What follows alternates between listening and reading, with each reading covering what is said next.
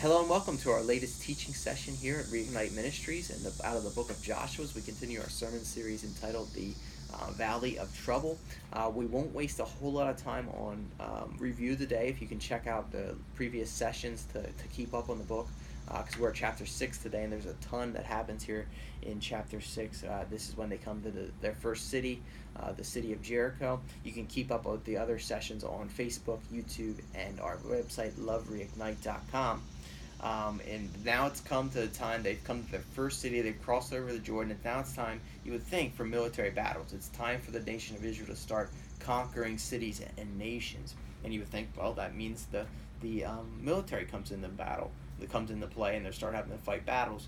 But this first military battle isn't a military battle at all. God uses it makes it clear that it's all because of His strength. He makes it clear to Israel and also strategically to the surrounding nations that it's all going to be, that this promised land is going to be given to Israel, not because of their military strength or anything that Israel has done. It's all because of God and His might. And He makes that abundantly clear right here in chapter 6 for us today and for the nations surrounding Jericho in this day. So we'll start here. We'll waste no time. We'll get into chapter 6, and I'm going to read the first 5 verses. Now Jericho was securely shut up because of the children of Israel. None went out and none came in. And the Lord said to Joshua, See, I have given Jericho into your hand, its king and the mighty men of valor. You shall march around the city, all you men of war, and you shall go all around the city once. This you shall do 6 days. And 7 priests shall bear 7 trumpets of ram's horn before the ark. But the 7th day you shall march around the city 7 times, and the priests shall blow the trumpets.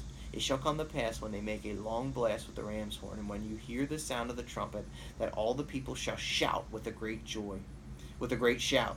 Then the wall of the city will fall down flat, and the people shall go out up every man straight before him.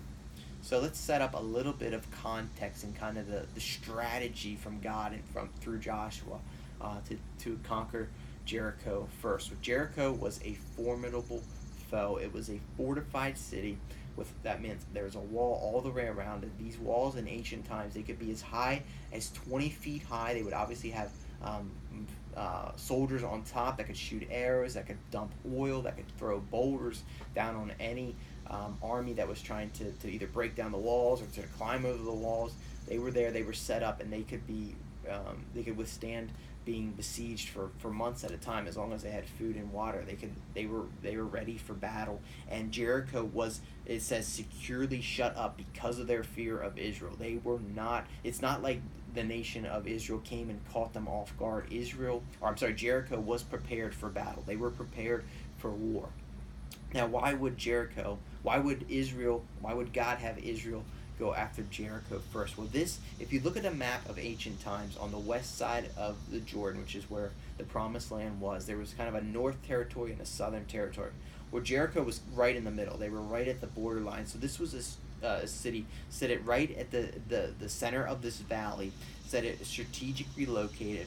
And if the brilliance of this plan was, from a military perspective, number one, if you take this city that's right, this stronghold city right in the middle, if you're able to defeat that right from the beginning, obviously that gives you a military stronghold, and it weakens your enemies if they don't have this massive city to get resources from and to continue to retreat into. Maybe there's lots of military advantages to taking this major fortified city that's right in the middle of the territory of the land that Israel is going to possess.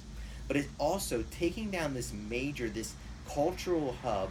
It sends a message, and the way God's going to do it, it sends a message to all the cities that surround it, that God is promised this land to Israel, and He's going to give it to them. He's going to give it to them by His strength, and there's really nothing they can do. And I think it sends a message to the surrounding nations, and it continues to send that message to Israel, that if you remain faithful to me, walk in my commands, nothing is impossible. Everything I've promised you is going to happen. This land, no matter how crazy you think it sounds, it's going to be yours, and it's going to be because of my strength. So that's why the strategy that God had behind taking Jericho first. It was a great military strategy to do it, and it sent a message to both Israel and its enemies that God is giving this land to Israel because of his strength.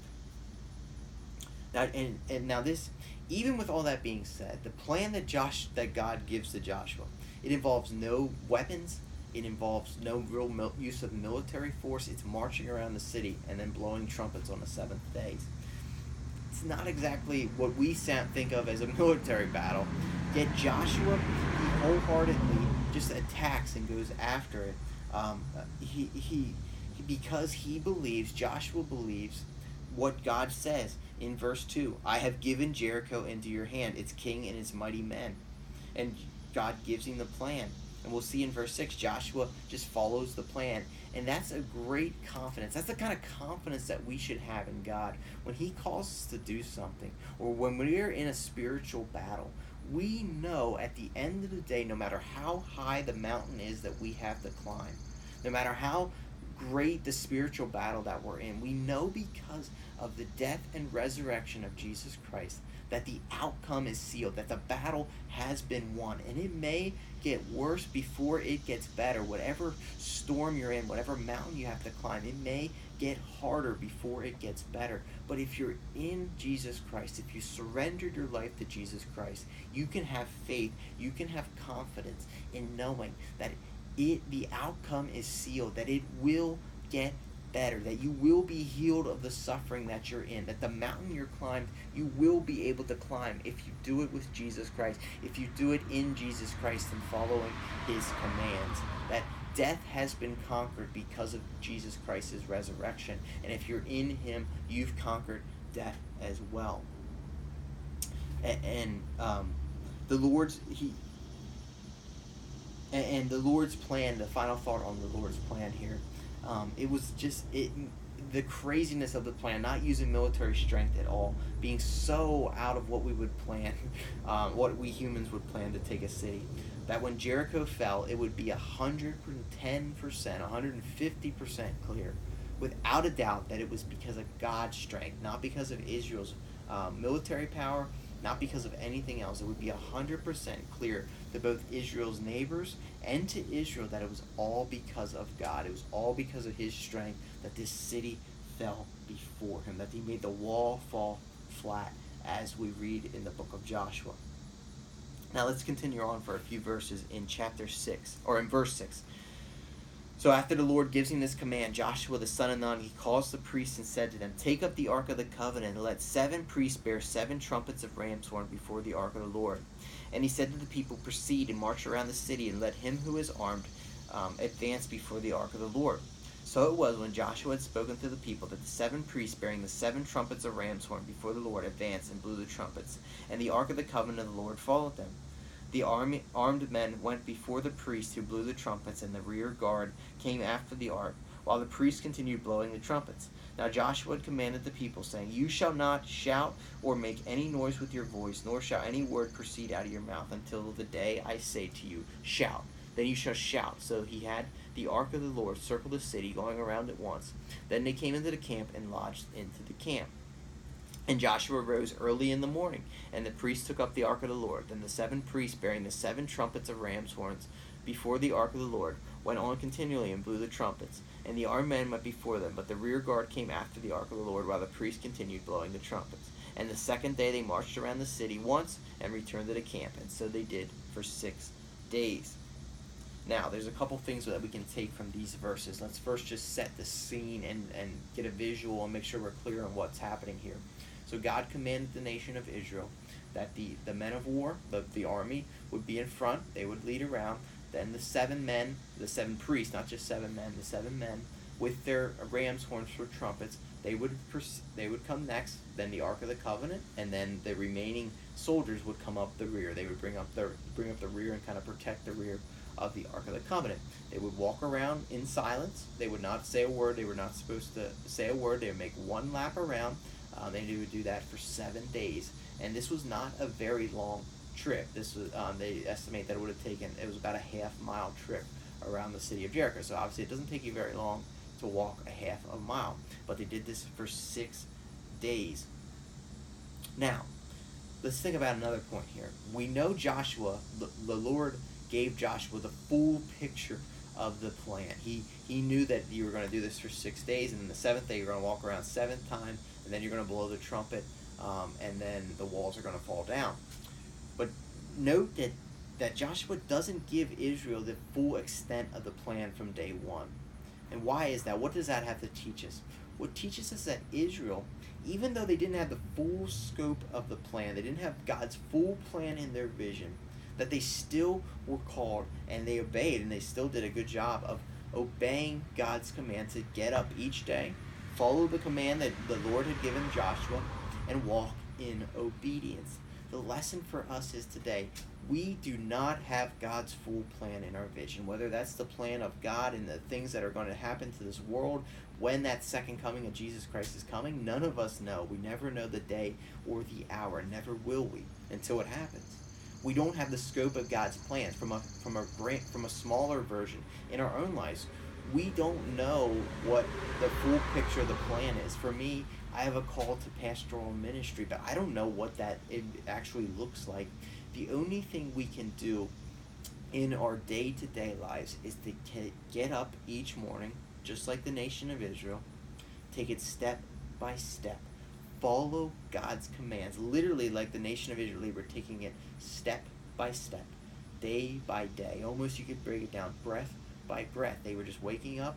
This is the command they were given of the Lord through Joshua. This is what they did every single day. Even though they didn't have the full picture, they remained faithful. They remained obedient to God's plan, and they did what they were called to do. And that's a great picture for us. We're never going to have the full picture. Stop trying to get the full picture. Stop worrying about the future. It's harder. It's easier said than done, I know, but we'll never have the full scope. We'll never have the full picture. But we're called each and every day, even without the full scope of the picture, the scheme of our life, of what's going to happen. We're called each day, breath by breath, step by step, day by day, to remain obedient, to remain faithful, to remain humble, and follow God's commands wholeheartedly. Follow God's plan for our life, our calling for our life. That's what we're called to do. Just like the nation of Israel does a very, very good job of showing us here in these passages. And we're to remain faithful, and we're to get up each day, take it step by step, day by day, breath by breath, and just follow God's inner command. And each day we'll get a little bit more of the picture. We'll get a little bit more of the picture that God, of the life that God has for us and the calling that God has for us. It'll get a little bit more clear each and every day. Now continuing on in verse 15. But it came to pass on the seventh day that they arose early about the dawning of the day, marched around the city. This time they did it 7 times, just like they did it each day one time. They did it in the same manner. On that day, only they marched around the city 7 times. And the 7th time it happened, when the priests blew the trumpets, that Joshua said to the people, Shout, for the Lord has given you the city. Now the city shall be doomed by the Lord to destruction. It and all who are in it. Only Rahab the harlot shall live, she and all who were with her in the house, because she hid the messengers that we sent. And you, by all means, abstain from the accursed things, lest you become accursed when you take of the accursed things, and make the camp of Israel a curse, and trouble it. But all the silver and the gold, the vessels of bronze and the iron, are consecrated to the Lord. They shall come into the treasury of the Lord. So it came to pass, it came to the 7th day. Joshua has them walk around 7 times. On the 7th time, he calls them to shout and to blow the trumpets and the walls to fall down. But he says that, and everything in the city, once that wall falls down, everything will be yours. Everything in it, though, will be destroyed except for Rahab and her family, except for the silver, gold, iron, and bronze things. They'll be consecrated to the Lord. Every single thing else, man, woman, or beast, shall be destroyed, because it's tainted. It's a curse that the New King James says here, and you're not to take any of that, except for Rahab's family, the gold, silver, bronze, and iron. Everything else is to be destroyed. utterly destroyed. And the keeping of Rahab, remember in chapter 2, because of Rahab's faith, God promises that she would be spared, that everyone that was in her house, her family, everyone that stayed in there and had faith, they would be saved. Everything else would be destroyed. And Joshua remembers that promise that he's going to spare whoever's in Rahab's house, and they would be saved. So verse 20, we see this happen. So the people shouted when the priest blew the trumpets, and it happened when the people heard the sound of the trumpet, and the people shouted with a great shout, that the wall fell down flat. Then the people went up into the city, every man straight before him, and they took the city. And they utterly destroyed all that was in the city, both man and woman, young and old, ox and sheep and donkey, with the edge of the shore. Let's continue on, actually. But Joshua had said to the two men who had spied out the country, go into the harlot's house, go into Rahab's house, and from there bring out the woman and all that she has, as you swore to her. And the young men who had been spies went in and brought out Rahab, her father, her mother, her brothers, and all that she had. So they brought out all the relatives and left them outside the camp of Israel. But they burned the city and all that was in it with fire. Only the silver and gold and the vessels of bronze and iron they put into the treasury of the house of the Lord. And Joshua spared Rahab the harlot, her father's household, and all that she had. So she dwells in Israel to this day, because she hid the messengers whom Joshua sent to spy out Jericho. So there's a lot here. It gets to this set. They make their seventh trip around. Joshua commands them to shout. The trumpets blow. The people shout, and the wall in front of them falls down before them. And they probably either shouted a war cry or maybe just a cry of celebration. But either way, they shout. The eastern wall that's facing them falls down before them. And it's interesting to note that, because at least when I heard this story throughout my life, always think of all the walls falling down, that the walls of Jericho fell down. But it's interesting to note that twice here, both at the beginning in God's words, in verse 5, he says, and all the people shall shout, then the wall, not walls, wall of the city will fall down flat. And then again here we read in the actual account of it happening that the wall will fall down before you. And that's interesting to note, because it parallels what archaeologists have found in the city of Jericho. The city of Jericho, in their excavation of it and their reports, the eastern wall of Jericho once was destroyed, and then it was scorched with fire. And think about it, they were coming from the west, so they would have been facing, they were coming from the east, so they would have been facing the eastern wall of the city of Jericho. So that's the wall that fell down. They shouted, the wall fell down, they go in, they take everything out, and destroy everything in the city. Then they utterly destroy it, and they set it ablaze with fire. So what archaeologists have found backs up the biblical account of what happened to the city of Jericho, that it was destroyed, the wall was destroyed, and then the city was scorched with fire. And that's what we found. The wall fell down, just that eastern wall, and then the city was burned and utterly destroyed. Now the next thing, we talked about Rahab and her house. That house remained standing until they could get Rahab and her family out. And this is just a reminder, and this is another theme that we've found throughout the book of Joshua, is that God is faithful to his promises. That's found throughout the Bible. God is faithful to his promises. He promised Rahab, the harlot, the prostitute, that because of her faith, because she protected the spies, that she would be rewarded, she would be protected, and she would be saved. Her and her family, whoever they got in the house, and it says that she got most of her family into the house. They were saved. They were brought out of the city before it was destroyed, and then they were able to dwell within Israel. The harlot, the prostitute, the woman who was the lowliest of the low of her day, because of her faith, she was saved. And that's the message that in Old Testament time and carries through to today, that if you had faith in God, it doesn't matter who you are, how your life is lived, if you're a prostitute or a king, you have this same opportunity just through faith to be redeemed through Jesus Christ, to be redeemed through God. God didn't, because of her past, didn't exclude her from salvation. He didn't exclude her from saving. Because of her faith, God saved her and rewarded her and let her dwell amongst his people, the people of Israel, to the day that she died. And to go even deeper into that, into how Rahab was redeemed and looked at and loved, and how we in our life, no matter how lowly we think we are, no matter how far we think we've fallen, or no matter how far we have fallen away from God, He's looking at us in love and has a great plan for us if we come to Him in faith. Rahab, it says that she dwells in Israel. And if you look in Matthew at Jesus' genealogy, Rahab later goes on to marry a man named Salmon. Now, what's the importance of that? Well, Salmon and her are married, they have children, and eventually Salmon becomes the great great grandfather of this guy named David. And that guy named David grows up to be who?